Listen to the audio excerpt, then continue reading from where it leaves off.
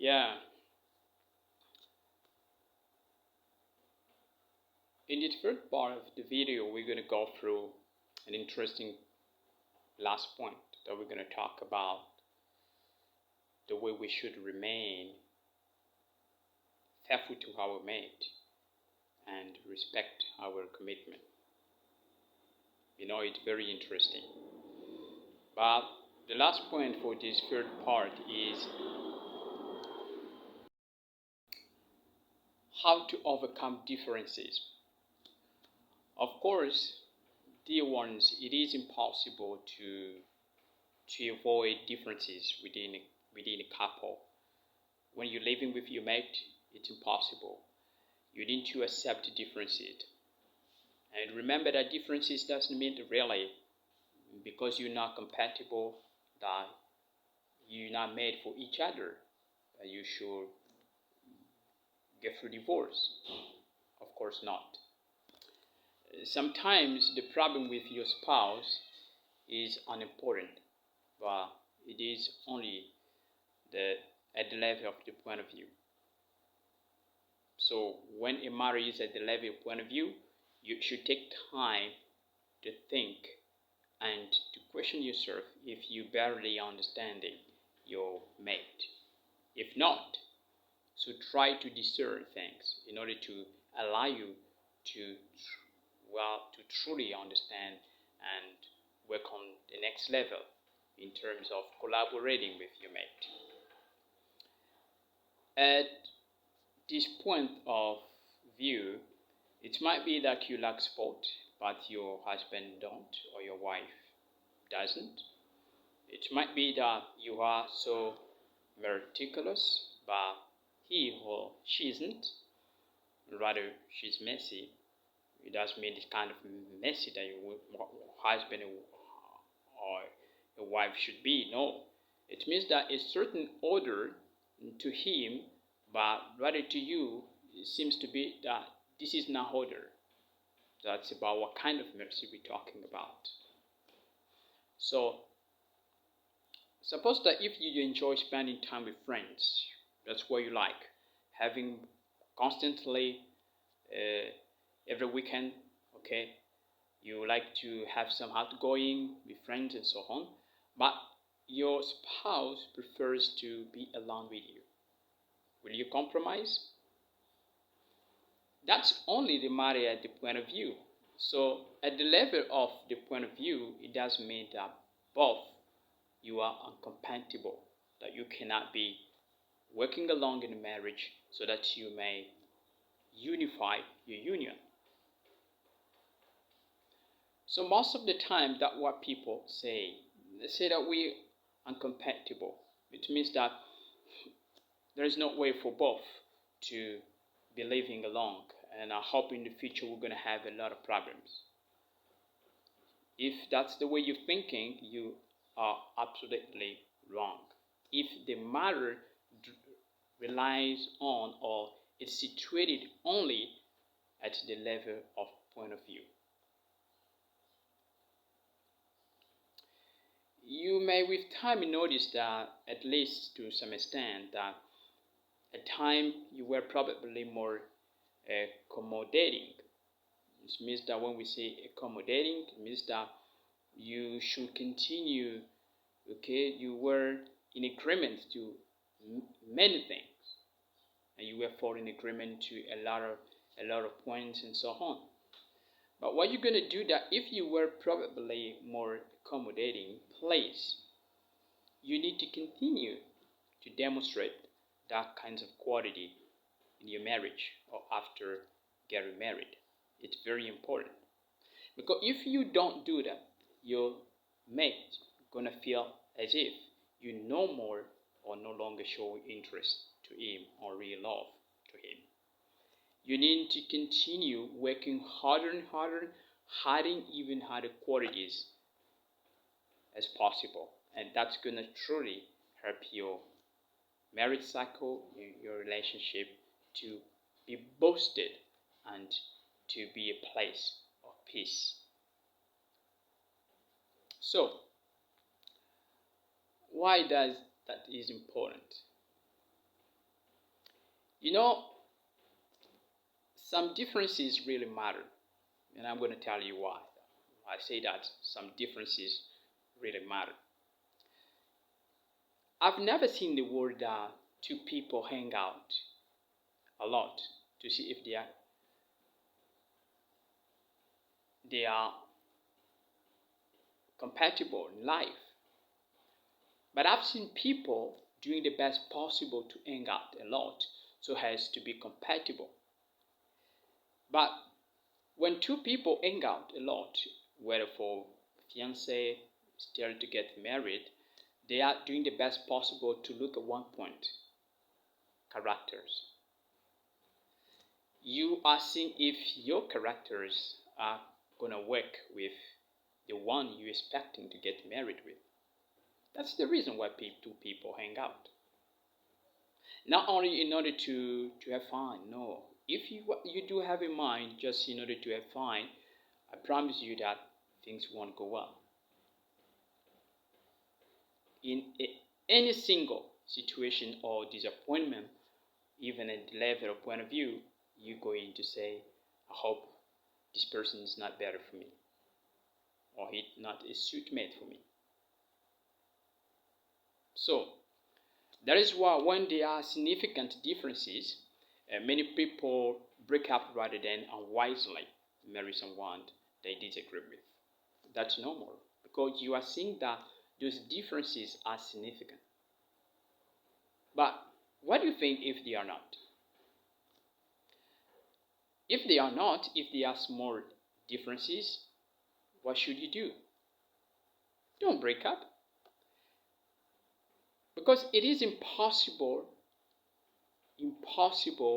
that we may avoid smaller differences.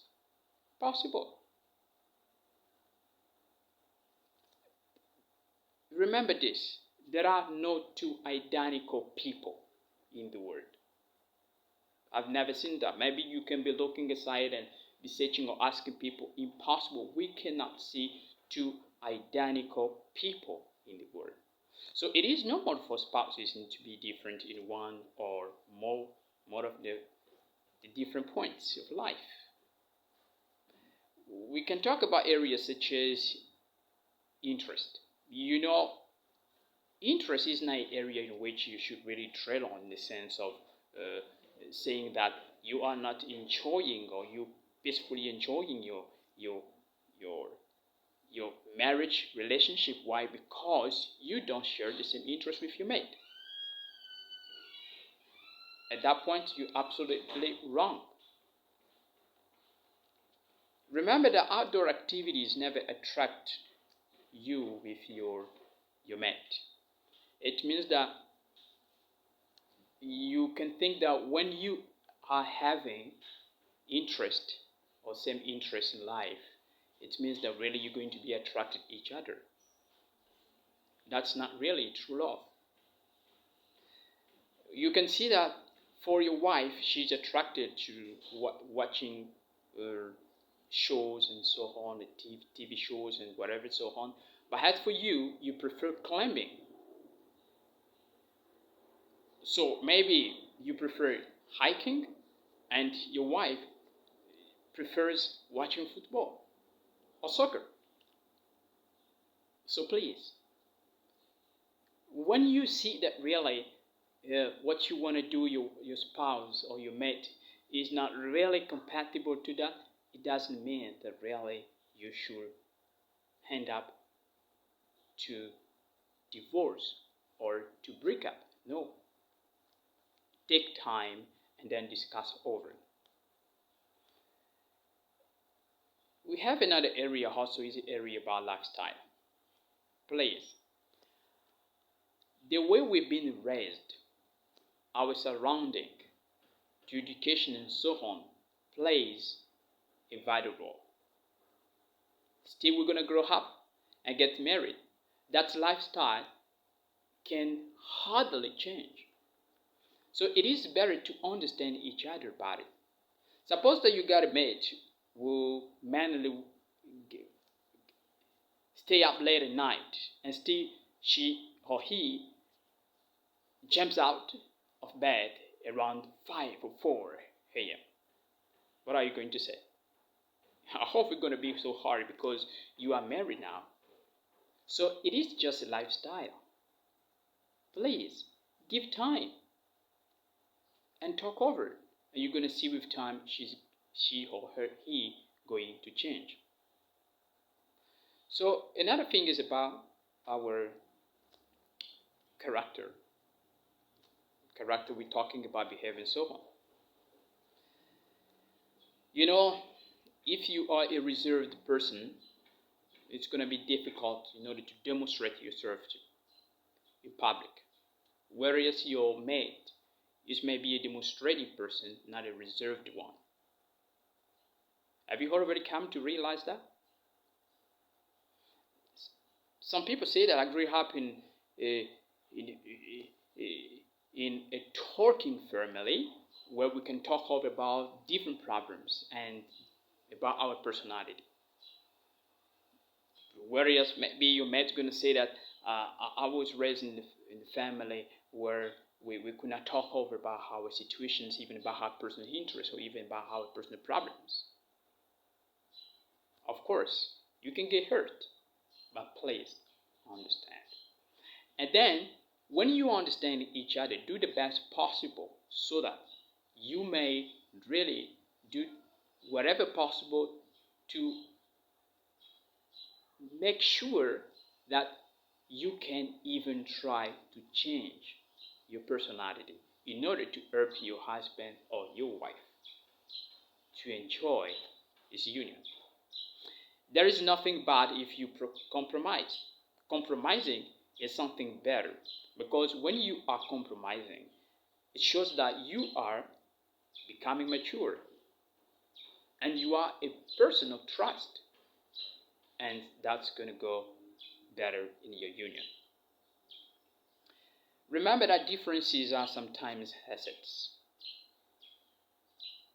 You know, you're going to say my approach may be good, but this doesn't mean that it is the only valid one. No. You can think that maybe the better way to solve the problem is from point A to B, and is the best, but instead, maybe it is from C to D. Please learn to compromise. Don't only think that your only approach should be the good one. No. It's a good thing to talk with your mate and to discuss about different points, different things, and then you're going to see that you're going to have less problems within your family cycle. Another thing is that you should broaden your vision. You know, when you take time to broaden your vision, it's going to help you to have a clear understanding, and then your understanding will be so high. What does it mean? It does not mean that because your spouse is different or has a different point of view that he or she is wrong. No. A different point of view doesn't mean that the person is wrong. Please. So, rather, it could be a way to help you readjust your thinking, and a way also to avoid relapsing to certain things, to certain actions, or even to cause much pain in your relationship. In this way, please be realistic. Just because spouses are different does not mean that they are incompatible. So please, don't jump up into a harsh conclusion or quick conclusion by saying that your marriage was a mistake just because you find that you are different in certain areas. Sometimes we hear phrases such as, or sentences such as, I was blinded by love. Of course, that may happen. Reason why the different series of those videos are allowing us to truly understand the way we should really make a good decisions when we preparing ourselves for marriage, or when we within our marriage cycle already got married, how we should review certain points along with our mate to talk over, and it's better to go heart to heart. The heart to heart conversation is gonna hurt most. So don't forget, if you're gonna get time, go to look online the book The Divorce Process. Certain people like it, and you're going to find also interesting points that are going to allow you to understand that point of view at a certain level. It doesn't mean that you are incompatible. No. So thank you very much for your time that you have dedicated. Don't forget to subscribe. See you next time. Bye.